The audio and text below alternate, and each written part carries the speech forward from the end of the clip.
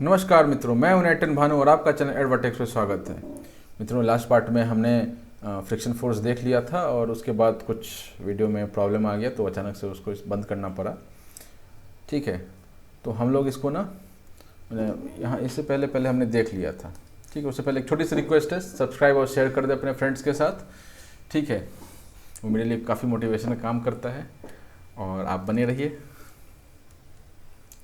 ठीक है, सवाल देखते हैं। सवाल में क्या है, determine the maximum acceleration of the train in which a box lying on the it's floor will remain stationery. ठीक है, गिवन द कोफिशिएंट, अच्छा सवाल यहीं तक है। Given the coefficient of the ये mu S equals to static friction का constant का वैल्यू दे दिया है 0.15। ठीक है, ठीक। अब आप यहाँ पर समझनिए थोड़ा, क्योंकि अभी रूलिंग फ्रिक्शन का बात नहीं हुआ है तो हम लोग स्लाइडिंग में ही बात करेंगे। कि मान लेते हैं ये एक ज़मीन है, इसके ऊपर एक बड़ा सा ट्रक है जिसमें चक्का नहीं है, बस खींचा जा रहा है। ठीक है, इसके अंदर एक बॉक्स पड़ा हुआ है। क्या पड़ा है? एक बॉक्स पड़ा है। ठीक, अब आप इसको समझिए, थोड़ा गौर से समझिएगा, इतना बनाने का ज़रूरत नहीं है, लेकिन चूँकि पहला सवाल है समझना ज़रूरी है और आगे जो टफ सवाल आएगा उसमें थोड़ा ये हो तो उसके लिए। अब मान लेते हैं इसका मास m है, इसका मास बिगर m है, इसका मास छोटा m है। ठीक है, तो वेट कितना लग रहा होगा इसका? फोर्सेस, एक्चुअली हम क्या कर रहे हैं यहाँ पर, फोर्स दिखाना चाह रहे हैं। ठीक है, एक फोर्स मान लेते हैं आगे की ओर लगता है, तो पीछे की ओर क्या लगेगा? एफ के लग रहा होगा। काइनेटिक फ्रिक्शन मूव कर रही है ना, ये वेलोसिटी भी है, ये कुछ वेलोसिटी वी है मान लीजिए, तो काइनेटिक फ्रिक्शन है तो एफ के पीछे लग रहा होगा। क्लियर है? एम जी कितना लग रहा होगा नीचे की ओर? m प्लस एम जी, ये वेट हो गया। ट्रक की बात कर रहे हैं अभी, उसमें नॉर्मल कितना लग रहा होगा? n के बराबर लग रहा होगा, बड़ा n। ठीक, इसके लिए बताइए, इसके लिए एक फोर्स ऊपर लग रहा होगा, छोटा n मान लेते हैं नॉर्मल, और इसका एक फोर्स नीचे लग रहा होगा एम जी। कोई दिक्कत यहाँ तक? और एक फोर्स इसमें लग रहा होगा, क्या लग रहा होगा? क्योंकि ये वाली ये चल रही है, मतलब जो अपना गाड़ी है, जो ट्रक है, वो आगे की ओर भाग रहा है। अब वो आगे की ओर भाग रहा है तो अगर आइडियल सिचुएशन में क्या होगा? आइडियल सिचुएशन जो हम लोग पहले भी बात कर चुके हैं, आइडियल सिचुएशन में एफ जो गाड़ी है वो आगे निकल जाएगी और ये पीछे जाकर टकरा जाएगा, क्योंकि नीचे फ्रिक्शन नहीं है, तो वो नीचे से उसकी जो ट्रक का जो नीचे का पार्ट है, नीचे का जो तल है, वो स्लाइड करके निकल जाएगा और जो सामान है वो पीछे जाके दीवार से टकरा जाएगा, आइडियल केस में। ठीक है, लेकिन ये रियल लाइफ केस में क्या हो रहा है कि ये जो है यहीं पर रुका हुआ है, मतलब कुछ तो इसको रोक रहा होगा ना। समझ आ रहा है आपको? कुछ तो इसको रोक रहा होगा। तो क्या रोक रहा होगा? इस पे एक लग रहा होगा स्टैटिक फ्रिक्शन एफ एस। ठीक, तो एफ एस क्या कर रहा है कि इसको रोक के रख रहा है, नहीं तो ये यहीं रह जाता और ट्रक जो है वो स्लाइड करके निकल जाता। ठीक है, अब आप इसमें देखिए कि ये फ्री बॉडी डायग्राम है। तो एक लाइन हमने पढ़ा था लास्ट क्लास में, ना पढ़ा हो तो अभी समझ लीजिए कि कोई बॉडी अगर ज़मीन पर रखा हुआ है ना, तो फर्स्ट लॉ के हिसाब से वो मूव नहीं करता है। ठीक है, फर्स्ट लॉ के हिसाब से मूव नहीं करता मतलब फोर्स नहीं लगता है। मूव नहीं कर रहा मतलब फोर्स नहीं लग रहा है, फोर्स इज जीरो। फोर्स अगर जीरो है तो फ्रिक्शन फोर्स भी जीरो होगा। स्टैटिक फ्रिक्शन की वैल्यू तब आती है जब आप जो है उसका ये बढ़ाना शुरू करते हैं, फोर्स लगाना शुरू करते हैं, तभी स्टैटिक फ्रिक्शन की वैल्यू बढ़ती है। ये हम देख चुके हैं। ठीक है, ठीक। और एक ग्राफ भी हमने देखा था, ये ग्राफ देखा था ना, ये फ्रिक्शन फोर्स का ग्राफ था और ये फोर्स का ग्राफ था। तो फोर्स आपने बढ़ाना शुरू किया तो ये बढ़ता बढ़ता बढ़ता गया और फिर अचानक से नीचे आके कांस्टेंट हो गया। ठीक है, तो ये काइनेटिक फ्रिक्शन था जो हम कांस्टेंट रहेगा, ये स्टैटिक फ्रिक्शन था जो बढ़ता गया, लिमिटिंग वैल्यू के बाद वो गिरता चला गया, और हम क्या कर रहे हैं? फोर्स अपना इंक्रीज करते हुआ जा रहे हैं। ठीक है, तो अगर स्टैटिक फ्रिक्शन एक लिमिट तक बढ़ती है, लेकिन काइनेटिक फ्रिक्शन हमेशा क्या होगा? कांस्टेंट रहेगा। काइनेटिक फ्रिक्शन जो है, जैसे स्टैटिक फ्रिक्शन इंक्रीज हो रहा है वैसे काइनेटिक फ्रिक्शन इंक्रीज नहीं होता है, ये आप हमेशा याद रखिएगा। Kinetic friction is always constant. वो स्ट्रेट लाइन आप हमेशा ये याद रखिए कि काइनेटिक फ्रिक्शन का है, एफ के का है, this is always constant. F S जो है वो आपका वैरी करता है जीरो से लेके अप टू लिमिटिंग फ्रिक्शन के वैल्यू तक। ठीक है, जो कि म्यू एस एन होता है। है ना, 0 से लेकर के यहाँ तक ये वेरी करता है। ठीक है, तो ये ग्राफ हम लोग ऑलरेडी देख चुके हैं।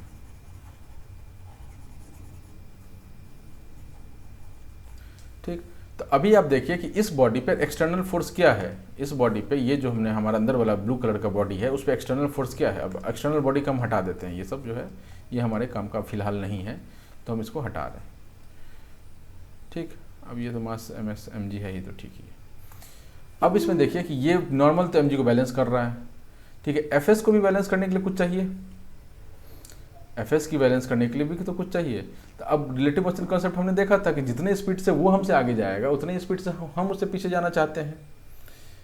याद है कि नहीं, कि अगर हमने फ्रेम ऑफ रेफरेंस अपना रख लिया तो हम जितना स्पीड से उसे आगे बढ़ रहे थे, ठीक है, तो हमने अपने आप को रोक दिया, तो वो अगर रुका हुआ था तो वो उतने स्पीड से पीछे जाएगा। हम जितने स्पीड से रोड पे चल रहे हैं किसी गाड़ी में उतनी स्पीड से ग्राउंड हमसे पीछे जा रहा है, अगर हम रुके हुए मान ले तो, राइट।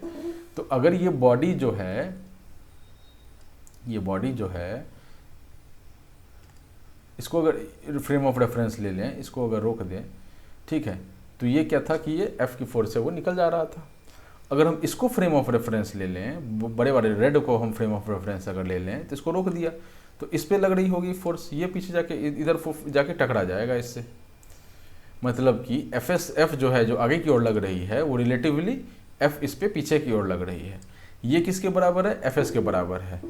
और ये कब तक बराबर है, till the time F is equals to Fs, यानी Fs मैक्स।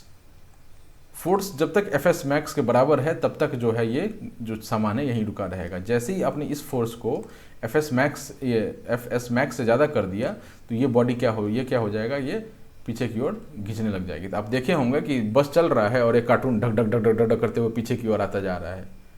कभी आपने अगर बस में देखा हो, मतलब बिहार में तो बहुत दिखता है ऐसा, ठीक है ना, क्योंकि वहाँ लोग बहुत सामान लेके चलते हैं। ठीक है, तो देखा हुआ कोई बस में कि एक कार्टून रखा हुआ था, वो हल्का कार्टून था, हल्का ही कार्टून, खाली कार्टून आप बस में रख दीजिए ना, बस को चलने दीजिए, थोड़ी देर में देखेंगे जो वो कार्टून है ढक ढक ढक ढक करते हुए पीछे की ओर आ रहा है। क्यों पीछे की ओर आ रहा है, ठीक है। कोई भी सामान आप देखे होंगे कि इसमें रखा हुआ है, ये अपने वो ये देखा होगा ना, व्हील वाले जो ट्रॉलीज होते हैं, व्हील वाले ट्रॉली जो सामान होता है वो आपने वहाँ रखा, वो पीछे लुढ़क गया। क्यों पीछे लुढ़क गया भाई, ठीक है। तो वही चीज़ है कि इस Fs को, एक्सटर्नल फोर्स को हमको बैलेंस करना पड़ेगा, तो इस Fs को बैलेंस करने के लिए हमने F लगाया। और कहाँ से हम F वैल्यू कहाँ से लेकर के आए, इसके बराबर रिलेटिव मोशन से लेकर के आए। ठीक है, ये अगर आइडियल केस होता तो जो रेड वाला बॉक्स था, बड़ा बॉक्स जो ट्रक जो था, वो उसको F के फोर्स से पास होता। ठीक है, अभी हमने फ्रेम ऑफ रेफरेंस उसको मान लिया, तो ये तो उसको रोक दिया, तो अंदर वाला जो छोटा बॉक्स है वो किस फोर्स से जाएगा पीछे, F की फोर्स से जाएगा पीछे। और उस F की फोर्स को बैलेंस कौन कर रहा है, Fs बैलेंस कर रहा है, इसलिए रुका हुआ है रियल केस में। ठीक है, उम्मीद आपको समझ में आ गया होगा। बाकी मैं एक बार फिर से समराइज कर दूंगा इसको। ठीक है, तो ये पीछे की ओर F जो है वो पीछे की ओर इस पर लग रहा है। अब F की जो इस F को बैलेंस कर रहा है Fs, तो Fs का तो कुछ लिमिटिंग वैल्यू है, तो जैसे ही F की वैल्यू लिमिटिंग वैल्यू आ गई वैसे ही क्या हो जाएगा, ये जो उसको क्रॉस करते ही ये जो बॉक्स है वो पीछे की ओर मूव करने लग जाएगा। तो F जो क्या बोला यहाँ पर कि ये स्टेशनरी रहे, तो उसकी मैक्सिमम वैल्यू क्या होगी, तो F की मैक्सिमम वैल्यू क्या होगी, Fs मैक्स के बराबर होगा। अब F का क्या है मतलब, ठीक है, F इक्वल्स टू ma है, चुप तो नहीं गया, F इक्वल्स टू ma है। ठीक है, ma equals to Fs max का वैल्यू क्या होगा मैक्सिमम, ठीक है, म्यू एस एन के बराबर हो जाएगा। ठीक है, ma का बराबर म्यू एस एन हो जाएगा। ठीक है, म्यू एस क्या है 0.15 है, और n की वैल्यू क्या है, n की वैल्यू पता है क्या, n की वैल्यू नहीं पता है, तो mg मान लेते हैं। ठीक है, ये वाला mg यहाँ डाल दिया। अब क्या कीजिए, हमको क्या पूछा है यहाँ पर, डिटरमाइन द मैक्सिमम एक्सेलरेशन पूछा है, सही पूछा है ना, हाँ वही पूछा है। तो ये आप इसको बराबर कर दीजिए, ma इक्वल्स टू 0.15, ये 10 हो जाएगा, तो 1.5 रख लेते हैं, रख लें क्या, नहीं माना है, इसको 10 रख लीजिए। g को मैंने 10 रख लिया, m को m से काट दीजिए, इंटू m था, ये m से m कट गया, तो a इक्वल्स टू 1.5 मीटर पर सेकेंड स्क्वायर आ गया। ठीक है। तो अब ये देखने में बहुत सिंपल लग रहा है, लेकिन इसके पीछे जो कॉन्सेप्ट है वो समझना ज़रूरी है, ठीक है। चलिए एक बार फिर से मैं इसको समराइज़ करता हूँ, पूरा जल्दी जल्दी समराइज़ करते हैं। मैं कैलकुलेशन नहीं जाऊँगा, एक बार आपको ये कॉन्सेप्ट समझ में आ गया तो कैलकुलेशन तो आप कर ही लेंगे, कुछ ज़्यादा रॉकेट साइंस है भी नहीं, और 2 लाइन का तो कैलकुलेशन है। हमसे पूछा है कि एक छोटा बॉडी है, एक ट्रक, बड़ा बॉडी के ट्रक के अंदर में रख लीजिए, एक ट्रक के अंदर में छोटा बॉडी है, ठीक है। ये अपना ज़मीन है, ये अपना ज़मीन है, ठीक है। हमसे बोला है कि ये स्टेशनरी रहना चाहिए, ये जो बॉडी है ये स्टेशनरी चाहिए मेरे को, उसके लिए एफ़ की वैल्यू क्या होगी, ये एफ़ की वैल्यू है इस पर, ठीक है। अब यहाँ पर गौर कीजिएगा, generally F equals to F K plus M A होता है, लेकिन यहाँ पर क्या बोला है, determine the maximum train in which the box lying on the floor stationary given the coefficient between the friction between the box and the train is floor is इतना, ठीक है। ट्रेन फ्लोर और इसके बीच में जो है फ्रिक्शन ये दिया हुआ है, मतलब इसने बोला है कि एफ के को आप नेग्लेक्ट कीजिए। कायदे से तो ये एफ के पीछे लग रहा था, लेकिन एफ के को तो नेग्लेक्ट किया हमने, कहीं बात नहीं किया पिछली बार में, ठीक है। तो एफ के को नेग्लेक्ट किया यानी F equals to M A हो जाएगा, मतलब कि काइनेटिक फ्रिक्शन लग रहा होगा बट हम लोग उसको नेग्लेक्ट कर रहे हैं, ठीक है। तो एफ इक्वल्स टू क्या हो जाएगा, एम ए हो जाएगा, ठीक है। अब आते हैं एम ए पर, इसका फ्री बॉडी डायग्राम बनाइए, ऊपर की ओर एन, नीचे की ओर एम जी, ठीक है, आगे की ओर एफ एस। एफ एस क्यों लग रहा होगा ये हम एक बार फिर से बात कर लेते हैं कि अगर आइडियल केस होता तो वो बॉक्स वहीं रुका रह जाता, ट्रेन नीचे से निकल जाता। आइडियल केस होता तो वो बॉक्स वहीं रुका होता और ट्रेन नीचे से निकल गया होता। फ्रेम ऑफ रेफरेंस हमारा क्या है, फ्रेम ऑफ रेफरेंस हमारा बॉक्स है। बॉक्स पर अगर हम बैठे हुए हैं, क्योंकि अभी सब कुछ हम बॉक्स के लिए बात कर रहे हैं, बॉक्स पर अगर हम बैठे हुए हैं तो हम क्या देखेंगे कि आइडियल केस में कि हम तो वहीं पर हैं और ट्रेन जो है वो नीचे से सरक गया, ठीक है। ये हम देखेंगे आइडियल केस में, क्योंकि इस पे जो फोर्स था वो, इस पे क्या फोर्स था, इस पे फोर्स जो था वो 0 था।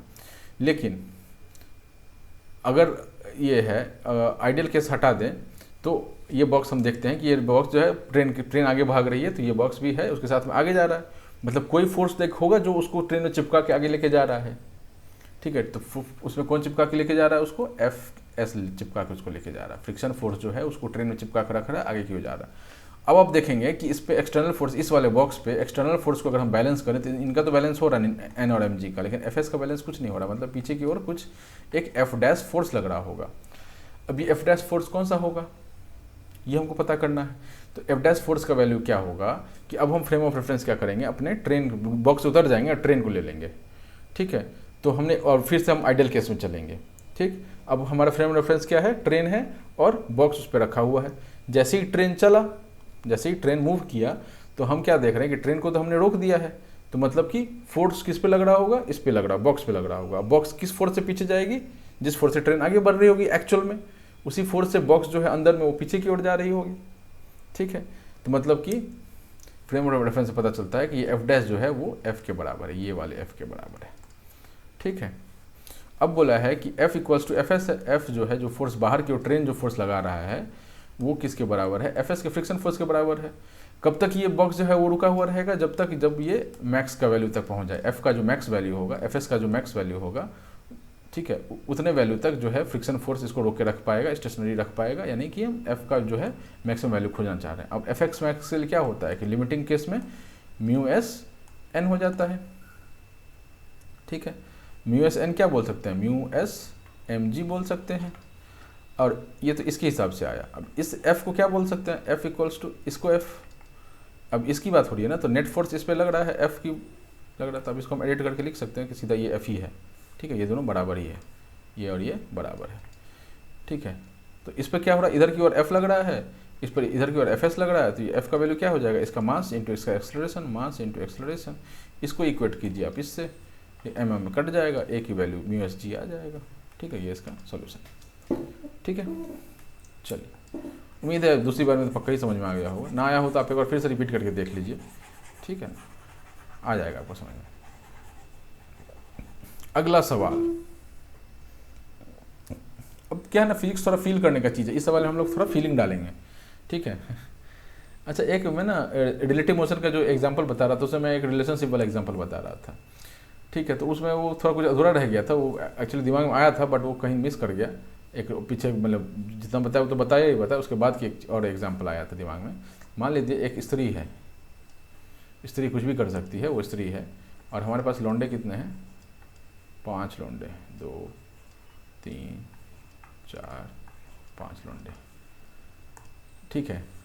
अब ये क्लास 11th के स्टूडेंट, 11th मत रखिए, 12th के स्टूडेंट, 12th फर्स्ट ईयर का स्टूडेंट रखिए, कॉलेज का स्टूडेंट रख लीजिए। कॉलेज में एक युवती आई है, बहुत ही सुंदर है देखने में, और हमारे पास 5 लड़के हैं, ठीक है। अब आप जाइए इनसे पूछिए, इन भाई से पूछिए कि भाई ये लड़की का ये बताओ, मतलब क्या रिलेशन है तुम्हारी लड़की से, तो ये बोलता है ये तो मेरी है।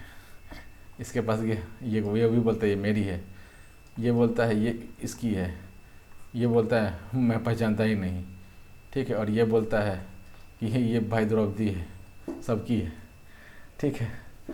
तो आपको ये देख के समझ में आ रहा होगा कि हर फ्रेम ऑफ रेफरेंस से आप उस लड़की को देख रहे हैं और आपको हर जगह अलग अलग डेफिनेशन मिल रहा है। नो डाउट कि हो सकता है कि एक दो जगह आपको सेम डेफिनेशन मिल जाए, बट फ्रेम ऑफ रेफरेंस बदलने से चीज़ें बदलती हैं, ठीक है। ये मैं आपको बताना चाह रहा था, ठीक है, ऑन लाइटर नोट, ताकि आपको याद रहे फ्रेम ऑफ रेफरेंस बदलने से चीज़ें बदलती हैं। चलिए आ जाइए इस पर, फील डालिए इसमें। A mass of 4 kg rest on a horizontal plane, ठीक। The plane is gradually inclined until theta equals to 15 degree with the horizontal, the mass just begins to the slide, what is the coefficient of static friction between the block and the surface, ठीक है। अब ये बोल रहा है कि theta equal to 15 पर ये जो सामान जो है वो अचानक से स्लाइड होने लग गया, ठीक है ना। मैं इसको पहले आपको समझाता हूँ, क्या समझाता हूँ।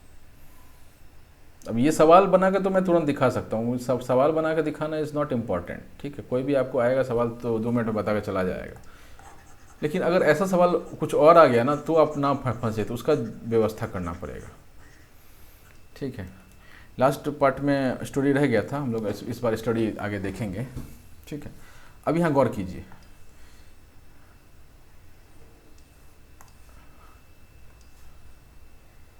ये एक ज़मीन है, ज़मीन पे एक ये भी वही है, मतलब इस पे एक सामान रख दिया, ठीक है। अब आप देख रहे हैं कि ये अभी सामान इस पे से स्लाइड नहीं हो रहा है, ये ज़मीन दो, एक तो ज़मीन है, ये this is floor and this is, उसके ऊपर कुछ एक लकड़ी है जो हिंज पे यहाँ पे लटकी, ये बनी हुई हिंज से यहाँ पे, ये क्या है ऊपर की ओर मूव कर सकता है, ज़मीन तो वो ज़मीन रहेगा, ऊपर की ओर मूव कर सकता है। तो यहाँ पे क्या है, नॉर्मल के बराबर क्या है, mg है, ठीक है, जो मैंने आपको बताया था। अब क्या बोल रहा है कि हमने इसको घुमाना शुरू किया, ठीक है, इसको ऊपर की ओर घुमाना शुरू किया, ये वाला ऊपर वाला जो लाइन है उसको, तो ये ऊपर उठेगा। तो मान लेते हैं कि ये पहले इस स्टेज पे गया होगा, फिर इस स्टेज पे गया होगा, फिर इस स्टेज पे गया होगा, ठीक है, फिर अपना 90 डिग्री आ गया होगा। अब आप इसमें ये गौर कीजिए कि यहाँ पर आप देखेंगे कि हो सकता है कि यहाँ पर ये जो बॉक्स था वो एज इट इज़ मिल जाए आपको, यहाँ भी एज इट इज़ मिल जाए आपको, ठीक है। लेकिन यहाँ पर देखेंगे कि बॉक्स जो है वो इधर की ओर मूव करने लग गया। अब इसमें क्या हुआ ऐसा, ठीक है, जैसे हम ऊपर उठाते गए तो थोड़ा टाइम बाद तो स्लाइड करेगा, तो there has to be an angle जहाँ पर उतना उठाने पर वो बॉक्स स्लाइड करेगा। बॉक्स अगर स्लाइड कर रहा है, कहने का क्या मतलब है, बॉक्स अगर स्लाइड करने का मतलब है कि उसका जो स्टैटिक फ्रिक्शन है वो उसको रोक नहीं पा रहा है, स्टैटिक फ्रिक्शन उसको रोक नहीं पा रहा है। कैसे नहीं रोक पा रहा है वो हमें भी देखेंगे, ठीक है। स्टैटिक फ्रिक्शन जो है उसको रोक नहीं पा रहा है क्योंकि इस पर जो है mg लग रहा है, नीचे की ओर mg लग रहा है, तो इस mg का एक कंपोनेंट इधर की ओर होगा, एक कंपोनेंट इधर की ओर होगा, ठीक है। तो ठीक, अब तो इसका एक कंपोनेंट इधर है, इसको बैलेंस करने के लिए तो अपने पास नॉर्मल है, लेकिन इसको बैलेंस करने के लिए कौन है, स्टैटिक फ्रिक्शन है, ये स्टैटिक एफएस जो बोलते हैं, छोटा वाला एफएस। तो जैसे ये mg का जो ये वाला है, मतलब वेट का जो ये वाला कंपोनेंट है जो अलोंग द ये हॉरिजॉन्टल ये लग रहा है, वो एफएस उसको बैलेंस किया हुआ। एक समय आएगा जब यहाँ पर बैलेंस करना खत्म हो जाएगा तो ये किस स्पीड से मूव कर जाएगा, mg माइनस mg का कुछ होगा, साइन थीटा होगा, कॉस थीटा होगा, कुछ तो होगा, साइन थीटा ही मान लेते हैं अभी, mg माइनस एफ के की वैल्यू से ये मूव करना शुरू कर देगा नीचे की ओर। अब साइन थीटा होगा या कॉस थीटा होगा, डिपेंड करता है एंगल किसके साथ हमको दिया हुआ है, ठीक है ना। तो हम उस पर आते हैं, ये केस आपको समझ में आया।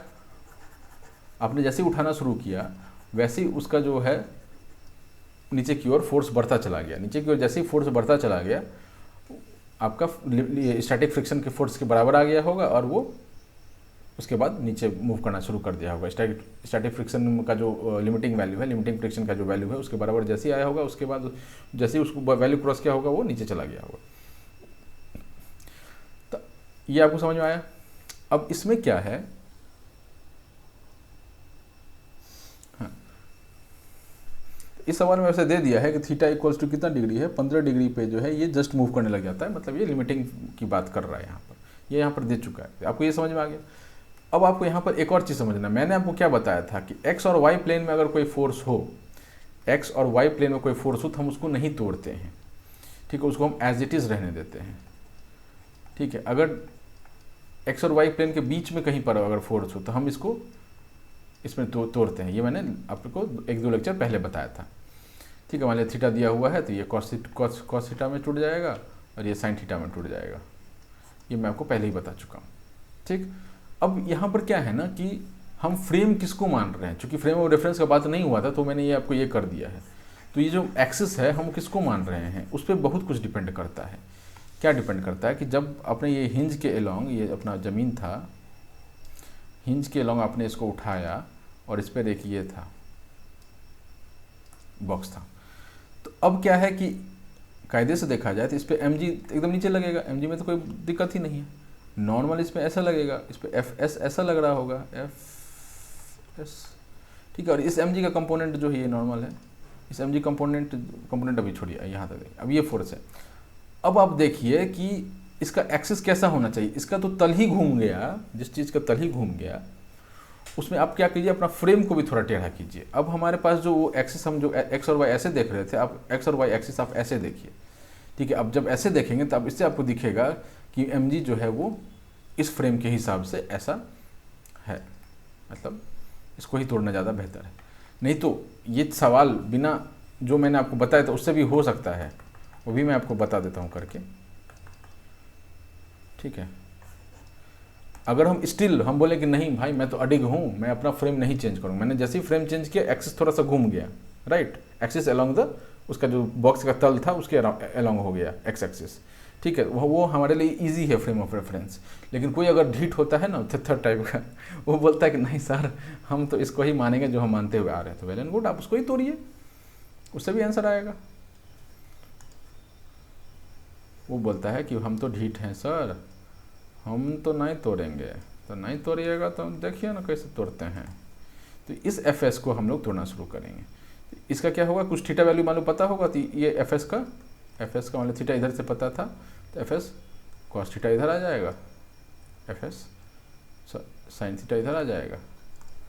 नॉर्मल का मान लीजिए ये एंगल पता था तो नॉर्मल का cos थीटा इधर आ जाएगा, नॉर्मल cos थीटा इधर आ जाएगा, और इधर नॉर्मल का sin थीटा आ जाएगा, ठीक है। तो हमारे पास क्या बचेगा, अगर फ्री बॉडी डायग्राम देखना चाहें, ठीक है, तो n cos theta plus fs sin theta, ठीक है। ये ऊपर की ओर लग रहा था, इधर की ओर क्या लग रहा था, fs cos theta, sorry fs cos theta, नीचे की ओर सॉरी नॉर्मल नहीं mg और आगे की ओर n sin थीटा, ठीक है। अब यहाँ पर आप गौर कीजिए कि आपने जब तोड़ा तो आपको कितने आ गए, 1 2 3 4 ठो cos थीटा आ गया। लेकिन अगर आप फ्रेम बदल लेते, ऐसे ले लेते तो इन दोनों को नहीं तोड़ना पड़ता, mg को तोड़ना पड़ता, तो आपके पास एक ही को 2 कंपोनेंट में तोड़ना पड़ता है। यहाँ पर आपको 2 को 2 कंपोनेंट में तोड़ना पड़ रहा है, ठीक है ना, समझ रहे हैं बात। तो आप जो फ्रेम ऑफ रेफरेंस लेंगे उसके हिसाब से आप फोर्स को तोड़ सकते हैं, ठीक। आ जाइए, अब आते हैं हम लोग सवाल पे। सवाल से समझते हैं, कुछ अगर छूट गया होगा तो सवाल के थ्रू हम लोग उठा लेंगे।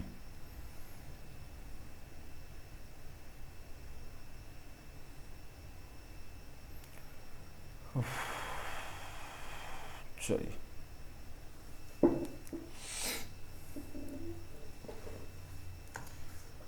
पहले तो ये अभी ये है, इसका आप जैसा आपको ये डायग्राम दे दिया तो डायग्राम आपको इतना बना के नहीं देगा, ये तो आपको एक्सप्लेन करके दिया है, आपको सिर्फ ऐसे ही दे दिया, ठीक है। इसे आपने ये डायग्राम बनाया, तो डायग्राम में हमको क्या है कि अति से मैंने इसको पढ़ के क्या दिख रहा है, हमको पढ़ के दिख रहा है कि एक ये लिमिटिंग वैल्यू है जहाँ पर ये एक थीटा एंगल लग रहा है, ये थीटा एंगल लग रहा है, इस पर एक बॉक्स है, ठीक है, बॉक्स पर एक mg लग रहा होगा, ठीक है, बॉक्स के इधर एक नॉर्मल लग रहा होगा, इधर एक fs लग रहा होगा, ठीक है। ये जस्ट लिमिटिंग केस का बात हो रहा है, ठीक। अब हमको ये आपको सवाल से आप ये निकाल सकते हैं, थीटा जो है वो 15 डिग्री के बराबर है लिमिटिंग केस में, ठीक है, यानी fs का जो लिमिटिंग वैल्यू है वो थीटा 15 पहुंचने से आ जाता है। कैसे आ रहा है वो अभी देखेंगे। ये इसका फ्री बॉडी डायग्राम हो गया। अब क्या करेंगे, हम इसको कंपोनेंट में तोड़ेंगे। कंपोनेंट में तोड़ने के लिए हमको चाहिए एंगल। अब एंगल चाहे तो ये पता होना चाहिए, ये पता होना चाहिए, इधर उधर टू, तो कौन सा ये पता हो, ये वाला पता है या ये वाला पता है। अब ये देखते हैं, तो ये तो स्ट्रेट लाइन है, थोड़ा गौर कीजिएगा यहाँ पर मैं कैसे एंगल निकाल रहा हूँ। ये स्ट्रेट लाइन है, this is theta, this is 90 degrees. ये क्या हो जाएगा, ये 90 डिग्री है, यानी ये दोनों का सम कितना हो जाएगा, 90 डिग्री हो जाएगा, यानी कि थीटा माइनस 90, इसको हम बोल सकते हैं 90 माइनस थीटा, सॉरी ये बोल सकते हैं इसको 90 माइनस थीटा। अब आपको ये पता है कि ये और ये 90 डिग्री है, तो ये अगर 90 माइनस थीटा है ये वाला पार्ट, तो ये क्या हो जाएगा, ये थीटा हो जाएगा, मतलब ये वाला एंगल हमको पता चल गया। ठीक है, एक बार फिर से,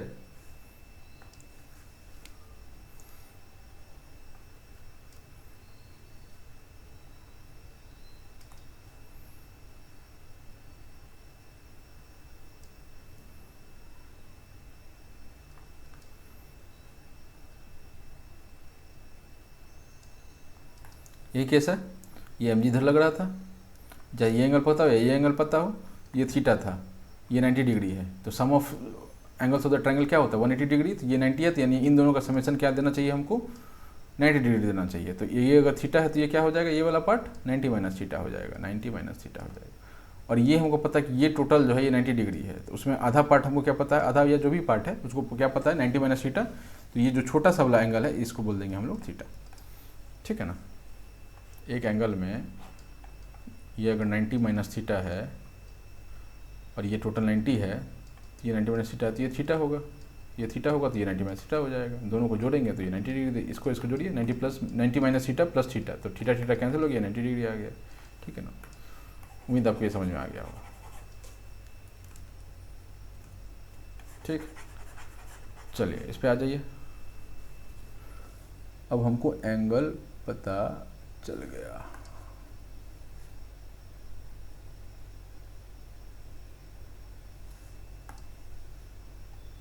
अरे यार,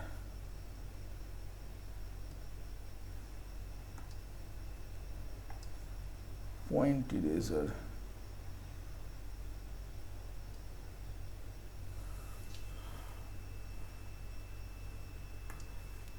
ठीक है, ये थीटा हमको पता चल गया, ये थीटा है। तो अब ये क्या हो जाएगा, mg cos थीटा, जिसके साथ थीटा बनता है उसको cos थीटा बनाते हैं, इसको mg sin थीटा। ठीक है, अब ये क्या बैलेंस में है, तो बैलेंस में मैंने इक्विलिब्रियम में है, मतलब fs इक्वल्स टू, ऊपर की ओर fs है तो नीचे की ओर क्या है mg sin थीटा, और n equals to mg cos theta. ठीक है, थीटा इक्वल्स टू 15 डिग्री हमको पता है, और ये लिमिटिंग वैल्यू है, ये भी हमको पता है। दिस इज fs जो है ये fs मैक्स के बराबर है। क्या पूछा है, और what is the coefficient of static friction पूछा है। ठीक है, ये बराबर क्या हो जाएगा, fs मैक्स बराबर क्या हो जाता है, लिमिटिंग केस दिया हुआ है ना, लिखा हुआ लिमिटिंग केस है, mu S into N, mu S into N हो जाता है। अब n बराबर क्या है, n बराबर mg cos थीटा है, इन दोनों को बराबर कर दीजिए, इक्वल्स टू म्यू एस, ये n की वैल्यू से पुट कर देंगे, mu S mg cos theta. ठीक है,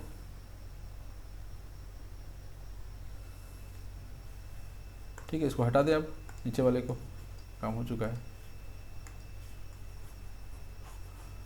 ठीक है, अब इन दोनों को आप इक्वेट कर लीजिए।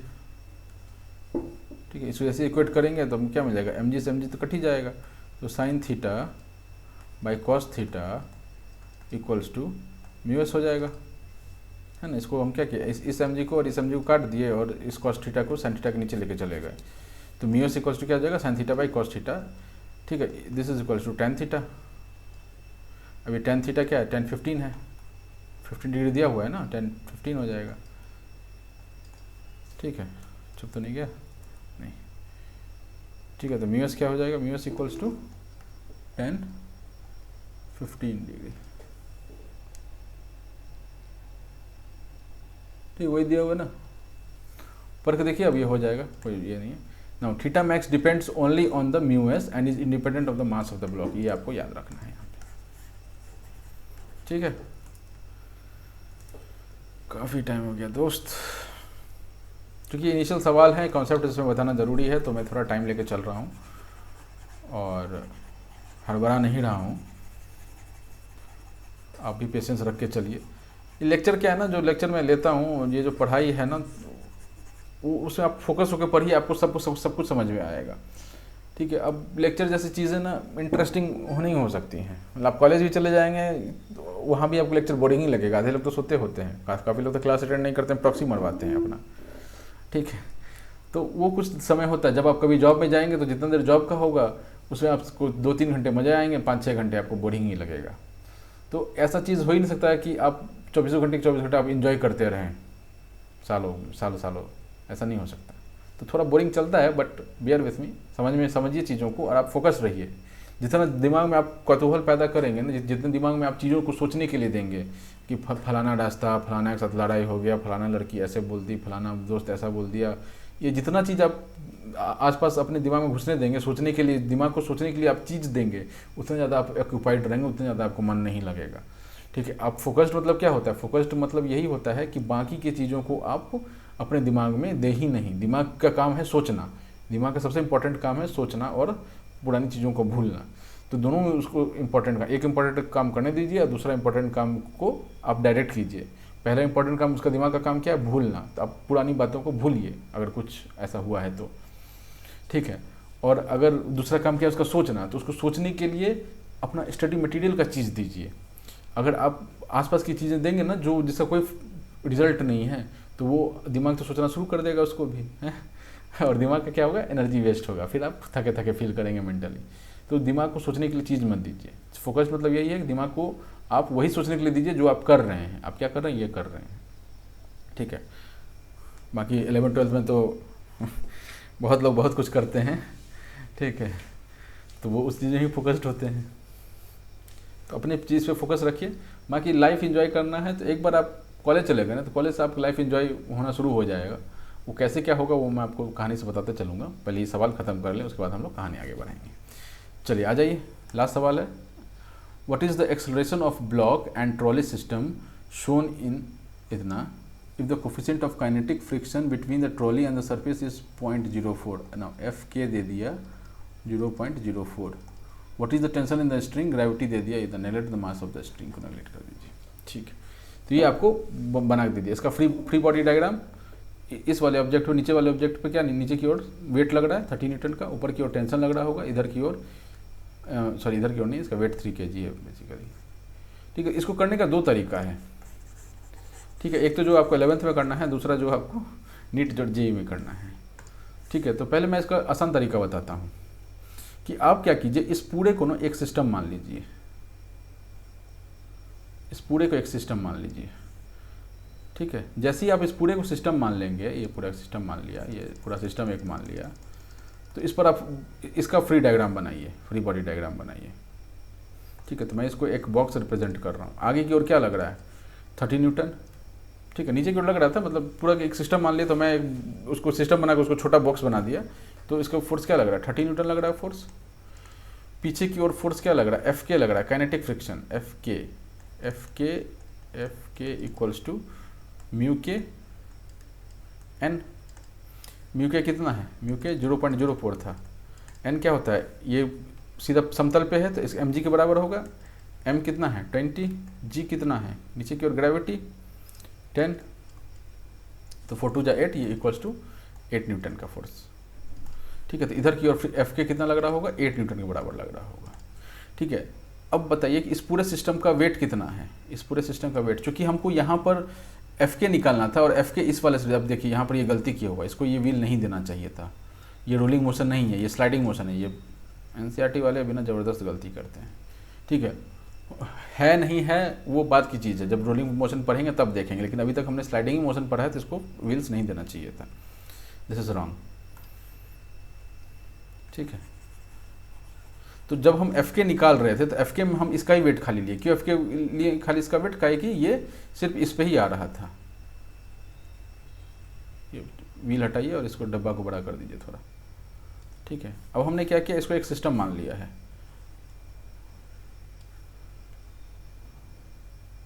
ठीक है, इस सिस्टम को मैंने इधर दिखा दिया छोटे से डिब्बे से। इसमें क्या हो रहा है, नीचे की फोर्स यानी आगे की फोर्स क्या लग रहा है 13 न्यूटन का, पीछे की फोर्स 8 न्यूटन का। 8 न्यूटन के लिए 8 न्यूटन क्या बेसिकली एफ के है। एफ के की वैल्यू मैंने ऐसे निकाला। ऐसे में क्या किया मैंने, एम जी का वैल्यू पूरे सिस्टम का नहीं लिया है, क्योंकि ये जो फ्रिक्शन है वो बस इस पर ही लग रहा है, तो इसका ही मास लेंगे। ठीक है, इसलिए मैंने इसका मास ले लिया। 8 न्यूटन के बराबर पीछे की ओर फोर्स लग रहा है। ठीक है, सिस्टम का पूरा मास क्या है, हमसे क्या पूछा है, what is the tension in the string, और उससे पहले क्या था, व्हाट इज द एक्सेलरेशन। तो एक्सेलरेशन निकालना है, तो एक्सेलरेशन इक्वल्स टू क्या था, एफ माइनस एफ के अपॉन एम। एफ क्या हो जाएगा 30 न्यूटन, एफ के क्या है 8 न्यूटन अपॉन टोटल मास। मास क्या है, पूरे सिस्टम का मास लेंगे, क्योंकि मूव तो पूरा सिस्टम ही कर रही है, फ्रिक्शन एक पार्ट पे लग रहा था, मूव तो पूरा सिस्टम कर रही है। तो हो जाएगा 20 + 3 23 का मास है। ये क्या आ जाएगा 22/23 आ जाएगा।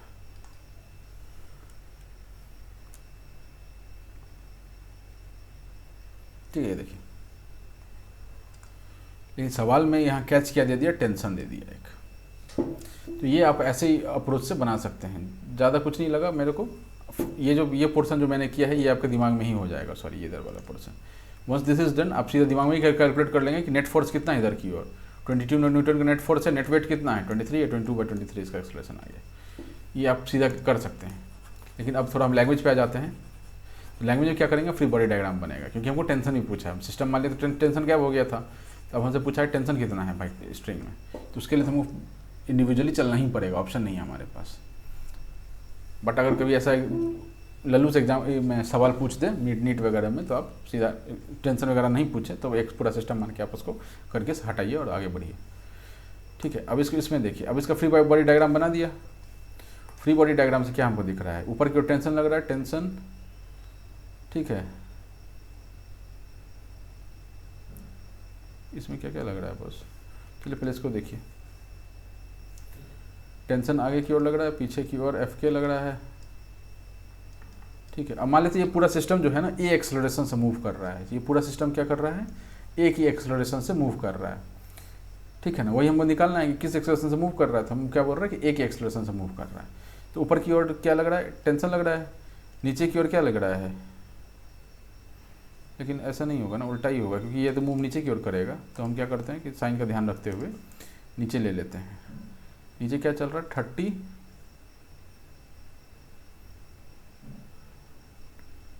Newton minus tension equals to M A कितना है 3 है। ठीक है, देखते हैं कुछ गड़बड़ होगा तो फिर देखेंगे। टी माइनस एफ के, टेंशन माइनस पीछे के एफ के हम पहले निकाल चुके हैं, 8 के बराबर था ना, वो हम निकाल चुके हैं, 8 न्यूटन के बराबर था, इक्वल्स टू 20 है।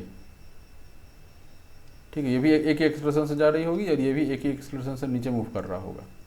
ठीक है,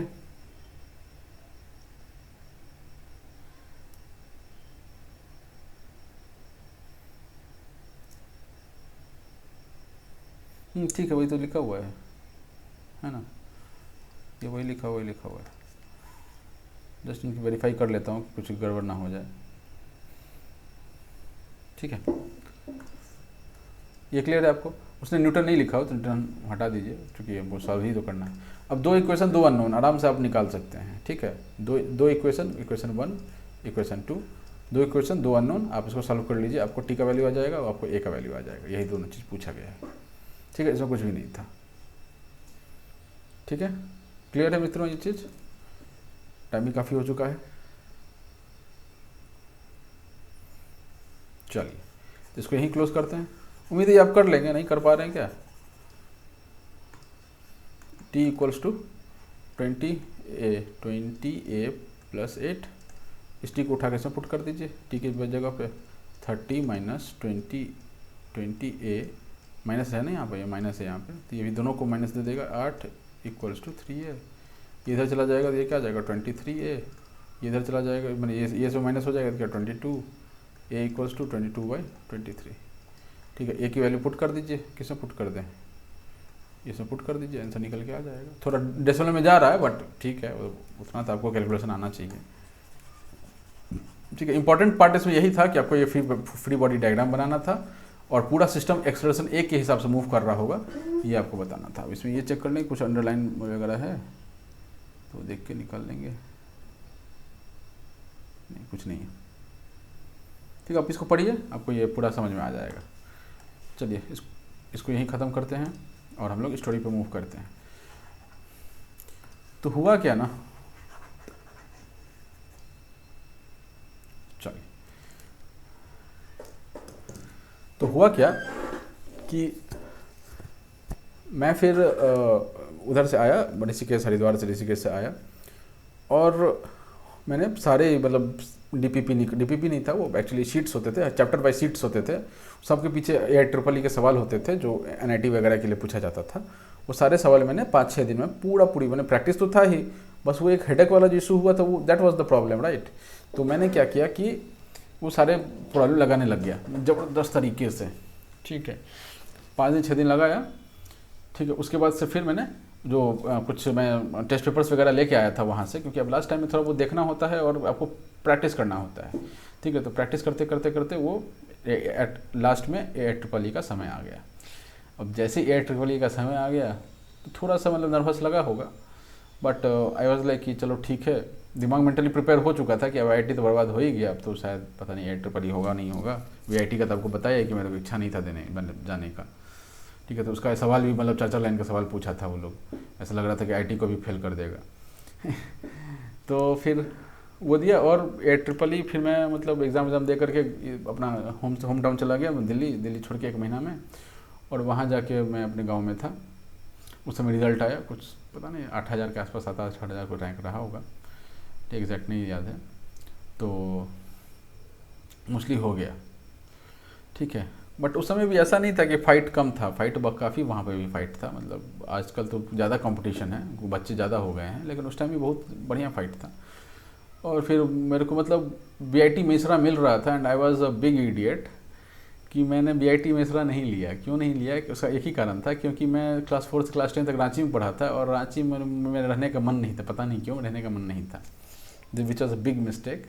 मुझे ये नहीं करना चाहिए था, बट ठीक है, VIT मेसरा मैंने स्किप मार दिया, मुझे NIT दुर्गापुर मिल गया।